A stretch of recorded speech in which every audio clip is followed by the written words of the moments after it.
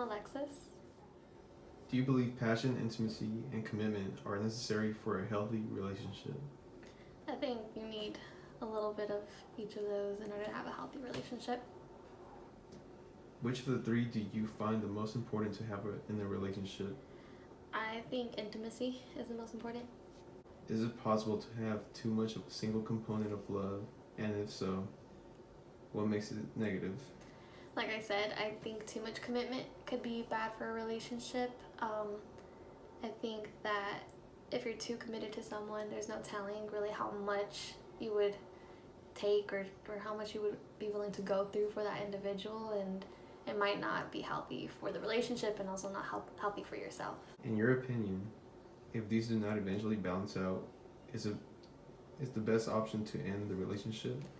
I don't think it's like required that you have to have equal amounts of each of these components in order to have a healthy relationship. I think it's more based on the individual and what they prefer. Like me personally, I think I would prefer to have more intimacy than I would commitment. I want to feel that closeness with my partner rather than, feeling like we're solely committed to each other. So I just think they don't have to balance out. You just have to have at least a little bit of each. Hi, I'm Gabby. I believe commitment is the most important in a relationship. I believe that because in order to commit to something, whether it be love or anything else in your life, you have to have a strong belief in it. I believe commitment is the most important to have a healthy relationship. I agree. If there's too much of one component, it could be negative. An example would be an obsession where it's no longer healthy for you. I believe it depends on each situation. It may be in certain situations where it's best to end it, and others maybe it could be sorted out. My name is Martha Gallardo. I believe passion, intimacy, and commitment are important facets at the onset of a relationship, but I think that as time goes on, the passion maybe turns into security, and that's where a relationship continues to flow. If I had to choose from the three, I would say the most important factor would be commitment, a willingness on both parts to continue with the relationship with certain values or restrictions, if you will. I don't think you can have too much intimacy, where be it holding hands or spending time together. I find those are parts of intimacy. Commitment, you have to be committed in a relationship in order for it to be strong and continue moving forward.